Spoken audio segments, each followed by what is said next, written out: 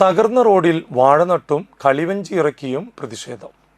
ഒരു വർഷത്തിലേറെയായി തകർന്നു കിടക്കുന്ന ഏങ്ങണ്ടിയൂർ പടിഞ്ഞാറെ ടിപ്പു സുൽത്താൻ റോഡ് സഞ്ചാര യോഗ്യമാക്കാത്തതിൽ പ്രതിഷേധിച്ച് കോൺഗ്രസ് മേഖലാ കമ്മിറ്റിയുടെ നേതൃത്വത്തിൽ റോഡിലെ കുഴികളിൽ വാഴ നട്ടും കടലാസ് വഞ്ചി ഇറക്കിയും പ്രതിഷേധിച്ചു. ചേറ്റുവ ഹാർബറിലേക്ക് നിരവധി ആളുകളും വാഹനങ്ങളും യാത്ര ചെയ്യുന്ന പ്രധാന റോഡിനോട് പഞ്ചായത്തും സ്ഥലം MLAയും അവഗണന കാണിക്കുകയാണെന്ന് സമരക്കാർ ആരോപിച്ചു.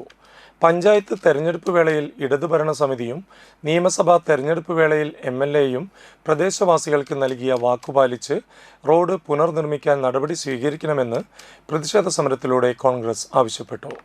സമരപരിപാടി തളിക്കുളം ബ്ലോക്ക് പഞ്ചായത്ത് അംഗവും DCC മെമ്പറുമായ ഇർഷാദ് K. ചേറ്റുവ ഉദ്ഘാടനം ചെയ്തു. ബ്ലോക്ക് കോൺഗ്രസ് സെക്രട്ടറി ഘോഷ് തുഷാര അധ്യക്ഷത വഹിച്ചു. സന്ദീപ് ആർഗട്ടി, ബീന തുളസിദാസ്, AC സജീവ്, UK സന്തോഷ്, ഭുവനദാസ് കുപ്പേരി എന്നിവർ സംസാരിച്ചു.